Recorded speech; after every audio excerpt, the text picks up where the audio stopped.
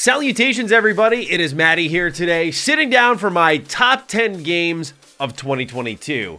It was a really fun year in my opinion, especially compared to 2021, and there were certainly some gems here. I'm really excited to get into this list because I think compared to my other Game of the Year lists, this one's a bit different. There will be some surprising ones in here, and due to that surprising factor, I as always encourage you to watch the whole video before you react to my list and just know this is my personal list based off everything I played this year, which was about 50 plus games, and that you're entitled to your own list, and I encourage you to share it down below. Since we have a lot of games to get into, let's not delay any further and start off with number 10. Yeah, I'm a little surprised by this one too, Sonic Frontiers. It was no secret that I was very excited for this game, but I thought it delivered in ways I didn't really expect. Especially at the top of the list was a super endearing story. Were there flaws and caveats all over the place? Yes, but as someone who's developed a lot of love for Sonic over the years, I was pleasantly surprised by this game. In a weird way, it reminded me of Spider-Man as I went from point A to point B, and that traversal was fun, full of little mini games and challenges and distractions. It's not perfect, but it's actually a framework worth believing in, and that's something you couldn't say for about the last 10 plus years when it came to mainline Sonic games. For me, it feels like the faith is somewhat restored here that we can tell a competent, emotional story with cool throwbacks, as well as some fun open world traversal mechanics. Again, I do think there's a lot of ironing out that's needed here, but this one's a heart pick for sure. It is not your traditional top 10 video game because there are flaws all over the place with Sonic Frontiers, and I will complain to the high heavens about the cyberspace levels. But at the same time, there's so much about it that I love, and when I look at the games I like from that franchise, such as Sonic Adventure, I feel like Frontiers does a good job of not only just emulating that experience, but also bringing certain aspects of it up to the next level. So I'm very excited for the future of Sonic, and that's something I couldn't say for a really long time. Number 9, Sniper Elite 5. Yeah, I told y'all, there's some weird ones on this list that are really gonna surprise you. I would not have played this game if it were not for Game Pass, but I remember it came out day one. I downloaded it because I always liked the Sniper Elite series, so imagine my surprise that this is even cracking this list. But the reason I loved it is because of this one mechanic that I felt separated it so much from the bunch and created this really unique multiplayer encounter system. And it may sound familiar if you played Deathloop, I just personally believe that Sniper Elite handled it a lot better. And that's the invasion mechanic. So you will run around as you would in a Sniper Elite game as the sniper, and the gameplay is certainly the most flexible it's ever been. The way you customize your loadouts, the way you explore the levels, the options you have at your fingertips. It reminded me a lot of Hitman, although it wasn't quite at that level, Hitman 3 being my Game of the Year last year. However, when it came to Sniper Elite 5, it was that dynamic of knowing that another player could invade my game at any point and they would be another sniper, and it became a different feel on the map. Now I have to watch out for someone who's not running around like the typical NPCs and how they can stop my adventure in a heartbeat. And when you counter snipe them and you take them out, it was one of the most satisfying gaming experiences I had this year. And I actually loved being invaded because I felt like nothing was sacrificed in the game. There were still tons of options on how you'd explore, the maps were still huge, the gameplay was still satisfying, and especially when you get that slow-mo X-ray kill cam on another player, there's nothing quite like it. It felt really good, and I was questioning putting it on the list because I know it's a really weird one, but when that experience sticks with you all year and you really reflect on everything you've played, I just had to throw it in there. It's a fun co-op experience as it's always been, but those options and that invasion mechanic really put it over the top for me. Perhaps it's time we get into more agreeable territory with number 8. And that is Xenoblade Chronicles 3. This was maybe not a big surprise for anybody who played this game, but for me, my oh my, was it one of the biggest stunners of this year. For those who don't know, I can't stand Xenoblade Chronicles. I don't like the voice acting, I didn't like the story arc, I thought it was honestly a little too fan servicey for its own good, and that's coming from someone who plays a lot of JRPGs. But I gave Xenoblade 3 a chance with an open mind, and what a payoff that was. This is a super emotional story that made me feel things, and easily one of the best performances of the year here is Noah. Oh my god, the range that this man has is insane. It absolutely elevates the entire experience. But not only that, Xenoblade Chronicles 3 showed me what every Xenoblade fan's been loving for a while, but I'm just awakening to right now. And that's the fluid class system. Making Noah or Mio or Yuna, whoever, making them all these different classes and creating all different types of builds and using abilities that typically wouldn't work with certain characters and somehow finding a way with a 6 party member dynamic. Combat is chaotic, it's customizable, and it's so much fun. It feels like, honestly, if someone were to remake Knights of the Old Republic and keep its traditional combat system, it would actually be Xenoblade Chronicles. That's something I never expected to think of, but I have to admit, when I thought of it and I made that connection, I started to fall in love a little bit more. Why could I be accepting of KOTOR's combat, but not Xenoblade's? And once I made that exception, I really fell head over heels for Xenoblade Chronicles 3. Beyond its story is a awe-inspiring world that I still can't get over the fact runs on a Nintendo Switch and looks good while doing it, at least for the hardware it's on. So yeah, Xenoblade Chronicles 3. Never expected to play it, let alone like it, and especially it cracking my top 10. Oh boy, number 7. Here we go. As Dusk Falls. Another stunner for me, man. I was really not big on As Dusk Falls going into July. For me, as my game taste evolves and grows, there are certain things I'm not as interested in. I think of Kingdom Hearts as an example. I went back, replayed the first one. I'm like, I'm not loving this as much as I once did. And it's the same thing when it comes to these Telltale style games. I loved them in my high school and early college years, but as I've played more games, I've seen that they can be more than just a good story told in cutscenes that are interactive with choice and consequence, that we can have that, plus a really rad gameplay system. So I just fell out of love with it. But As Dusk Falls presents a really unique multiplayer mechanic that made this game a blast. Probably on its own, I still would have liked it, but this multiplayer mechanic where you can make choices with your friends, override choices, made every play session in this game super dynamic and unpredictable. What friend was going to override the choice we were going to make and send us on the wrong path? What friend was going to absolutely destroy a relationship that the rest of us cared about? That uncertainty, that cooperative experience made As Dusk Falls kind of a genre-defining game in its own weird way. And it's a shame because its art style and its presentation and overall the lack of marketing it got made it where it wasn't a sexy game that a lot of people were covering. But again, thanks to Game Pass, and I'm not trying to sound like I'm a marketing arm here, I probably wouldn't have tried this, and I know for a fact my friends wouldn't have tried it, and because of that, I was able to experience another awesome game that had a wonderful multiplayer mechanic attached to it. I absolutely love my time with As Dusk Falls, and that's something I didn't expect to say, but I knew it was a unique As Dusk Falls experience when I played it, I finished it, and I wasn't having a hankering for other Telltale style games. I wasn't trying to go play like Detroit Become Human. I just really liked what As Dusk Falls did because it was a co-op experience, and it's something that with those games in the future, I do hope we see more of because it showed that this can work as a co-op game, and honestly, it was a ton of fun, and it encouraged replayability as we went back and saw other storylines together. Number 6, easily one of the biggest hidden gems of the year, Signalus. Signalus is a retro-inspired survival horror game with one of the most sick art styles I've seen in a video game.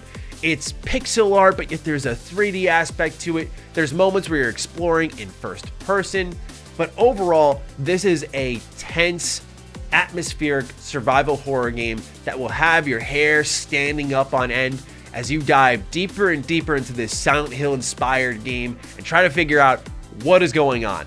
This would have been higher on my list, quite frankly, but at times it's a little overly ambiguous, and that is disappointing, and there is a frustrating inventory system there that limits you, at least at this time, to 6 items, and it desperately needs to be bumped up, not for difficulty's sake, but because solving some of the puzzles would be a little tedious.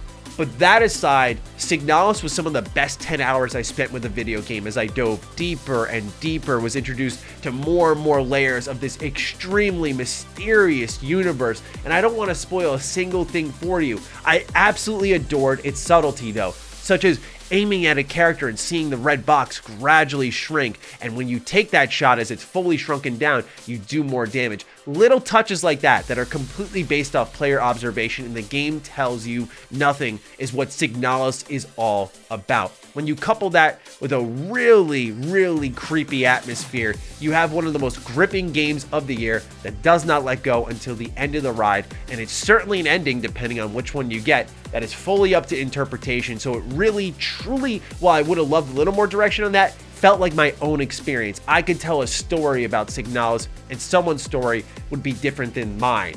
I absolutely love the approach of this game, and especially coming off of playing Silent Hill 2 for the first time this year, Signalus was a welcome treat.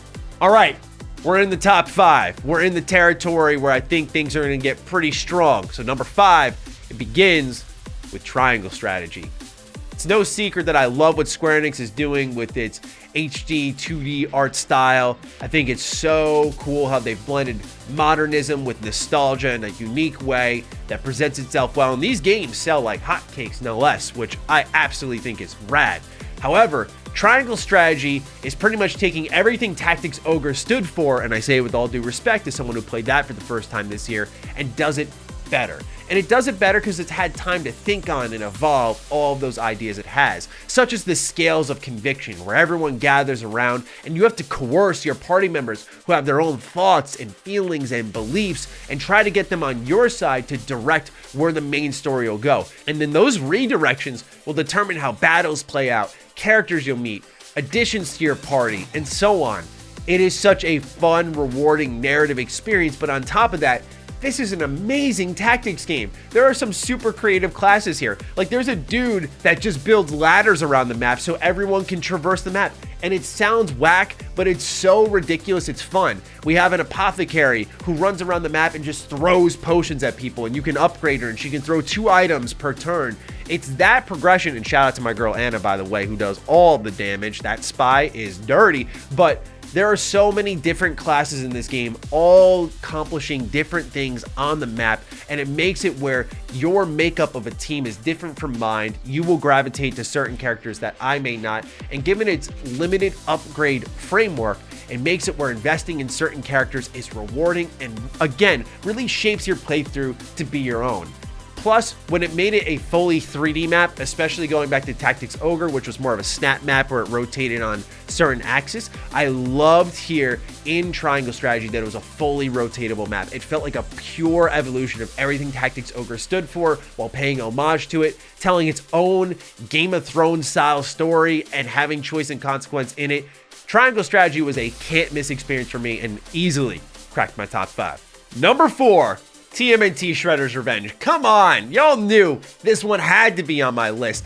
I love the Ninja Turtles, and it has been so long since we got a legitimately amazing Ninja Turtles game. In fact, I don't remember the last time it even happened. I mean, I have my nostalgic bias as a kid. I love the Konami era with TMNT 1, 2 Battle Nexus, and 3 Mutant Nightmare, but I digress. That's not necessarily everyone's favorite, but TMNT Shredder's Revenge, I have replayed so many times. I know that's not saying much. It's a 3-hour game, less if you're experienced with it, but it's minor progression elements where you get new moves per turtle. It's a locking system where you get a new character at the end of your first playthrough. It's just fun to continuously go back to and try to one-up yourself. It is truly, I think, the best arcade experience we have this year. And especially when you combine that again with co-op where you can invite friends, you can play online up to 6 players. Like, these matches can get hairy, but also you can do co-op moves together. It makes TMNT Shredder's Revenge an absolute blast to continue to go back to. But when I knew I truly loved it is when I was firing it up on my Switch, playing it by myself, when I was firing it up on my Xbox, on my PC, on my PlayStation. I just was playing this game everywhere I possibly could. And it's because it's just so fun to pick up, play, do a couple levels, and move on. And that's a testament to the feel here. The feel of TMNT as a beat 'em up is great. You're agile, but each character has their own little elements that make them feel different from other turtles. For example, Raph is more close range, and so he's gonna beat you up, but he does more damage, whereas Donatello has more range. Leonardo's the more everything kind of character, jack of all trades, master of none, whereas Michelangelo is all speed, and so on and so forth. And I love that about this game because I feel like they managed to nail the nuances of the respective turtles while not being too deliberate of such a thing and making it all based around an upgrade system, which is there, but it's there based off of amount of enemies you kill, which is awesome. So yeah, TMNT Shredder's Revenge, I absolutely adore, and I'm still playing it to this day. Number 3, most obscure game on the list, I don't care. Came out in 2011, first time in the States, bending the rules. Again, I do not care. Trails from Zero. Easy top 3 experience. One of the best JRPGs I've played as part of one of the best JRPG series of all time. Ready for a little lesson? The Legends of Heroes Trails series is probably the best JRPG series that you have not played. And that's not necessarily your fault. The availability of the games is scattered. Hence why Zero, a game from 2011 that was available in Japan, has only just now made its way to the States. But playing it for the first time as someone who has gone on a Trails exodus this year, from Sky 1, 2, and 3, into Zero, into Azure, into Cold Steel 1, 2, 3, and now on 4, moving into Reverie next year. It has been a blast because all of these games are interconnected. In a day and age where all video game series are constantly rebooting, recycling, restarting, whatever, this series continues its storyline, continues to tie all of its characters together. And to me, as someone who has a lot of experience with this series, Trails from Zero is not only one of the best JRPGs you can play, it's also one of the best beginnings to a duology I have experienced as a gamer. You see, you're set in Crossbell City, and you're playing as Lloyd Bannings, who's a part of the Special Support Section, which is a police unit that's been established to solve little cases around Crossbell. As there's a certain drug outbreak, things start to grow beyond your grasp, and it seems like there's a supernatural element attached to it all. But is there? And that's what I love about the game. It's grounded in reality despite the ridiculousness of some of the magic and combat that's occurring. And because of that, I think it's so wonderful as a narrative. And that doesn't even get into the absolutely goated turn-based combat here. Trails is based all around your traditional health pool, mana pool, but then there's a skill pool section. And as you take damage and deal damage, you'll be able to use respective skills. And these skills are all defined by the particular characters that hold them. So not everyone's going to have the same skill set. When you mesh that with a character building element known as quartz, where you'll insert them into your Arcus and you'll have all different spells and abilities, this game is so fluid, flexible, customizable, and an absolute blast. I still talk about Trails pretty much every day, and this is some of the best 40 hours you can have. Plus, that art style. Oh my God, I can't get enough of it, and I miss it, man. I miss it in Cold Steel. It hurts, but Trails from Zero is an easy top 3 for me. Now we're on to number 2. And before we get into our top 2, I just want to give a little bit of a heads up, which is that these next 2 games, depending on what day you ask me, I could probably go either way on my game of the year. I could pick number 2 as my number 1 and number 1 as my number 2. It's really tough for me to decide because of the fact that, you know, these are games that I feel have done such tremendous things for our industry in different ways, and they've scratched different itches and tastes of mine in different ways. So again, I could go either way, but this is what I ultimately settled on. And that means that number 2 is Elden Ring. What hasn't been said about Elden Ring at this point in time? Elden Ring defies all genre expectations. When we're constantly fed check marks, Elden Ring says no to that. When we're constantly fed hand-holding, Elden Ring says we're going to kill you a million times. And I know over time the conversation has been a little bit dumbed down to, oh, Elden Ring is just Dark Souls 4, but it's open world. Whatever you want to drum it up as, I don't care. Elden Ring is literally peak fiction. Its world is awe-inspiring and layered, and it's one of the very few games that has ever reminded me of Skyrim as my adventures continued and I crawled into caverns and went, oh my God, there's more. I've never quite experienced that feeling and never thought I would again, especially as we get to the edge of what technology can do in video games. I truly wasn't expecting Elden Ring to be the deliverer of not only great content, but also scale that I could tolerate. You see, we're entering that fatigue where open world is gradually tearing us down. We want more condensed hub style experiences. At least I say for myself. But Elden Ring was an open world that I couldn't get enough of. I wanted to uncover every secret, get every item, every summon. I wanted to be every boss, do every dungeon. And that is something that has, again, not happened probably since Skyrim. And you all know how I feel about Bethesda Game Studios games. I think they make the most peak open world exploration titles. So for me to go from that feeling into something not Bethesda Game Studios was transformative as a gamer. But Elden Ring is unlike anything, and I love it because it dares to be challenging in a day and age where AAA games want to hold your hand and tell you how to do everything imaginable. Elden Ring is liberating, Elden Ring is genre defying, and I absolutely love it for all of that. Plus the peak music. Are some of the bosses and summons you can use a little busted, some of the weapons and builds you can make? Yes, but I think that's the fun of an RPG, that it's not constantly crunching you until the last minute, but instead when you figure out all of its tools and how to manipulate them, and if you're actually able to manipulate them properly, which is a skill set unto its own, not just watching a video of a build, but figuring out yourself, I think that is what an RPG is about. So yeah, once I'm rinsing by the end game, or if I've chosen to level up, that option, that freedom of choice is a welcome addition to Elden Ring. But I digress. This is a absolutely wonderful must-play experience. And for those of you who have held out on the Souls genre, this is the one you should bend the knee to. That or Bloodborne, but we'll hold off on that for now. So with Elden Ring at number 2, some of you may be wondering, if you haven't watched a lot of my content, what is at number 1 for Mr. Matty? A Plague Tale Requiem. This game I had such high hopes for after playing A Plague Tale Innocence and calling it the best directed experience of that generation because of how every moment on screen was purposeful and used wisely. I thought that with A Plague Tale Requiem, a game that undoubtedly was going to go bigger and broader, that would lose some of that identity. And when it lost it, what would fill that void? But what I'm so pleased to say is that A Plague Tale Requiem is more of what you know in the director's style, where it doesn't waste any time with side content. It is a 20-hour mainline story that had my hands over my mouth. And the reason why I've chosen it over Elden Ring for this video is because at the end of the day, stories that move me will stick with me longer than a genre-defying open world game. I will probably talk more about the story of A Plague Tale Requiem and how I just was holding my hands over my mouth and just wondering what was going to happen next and feeling concerned for these characters. It's a testament to the acting prowess of everyone across the entire game. Amicia as a main character, oh my god, one of the best female protagonists in a video game ever in my opinion. Just the way she's been forced to grow up in this harsh world and how she's fighting fate and her journey with Hugo, it is a true gut-wrencher.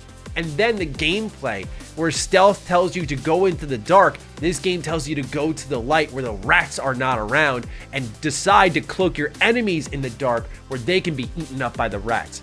Yes, you are weak in this game. You are vulnerable. You are a younger girl. And because of that, I feel that there is a synchronization between the narrative and the gameplay that you cannot just wipe everyone out. You have a sling and that's it.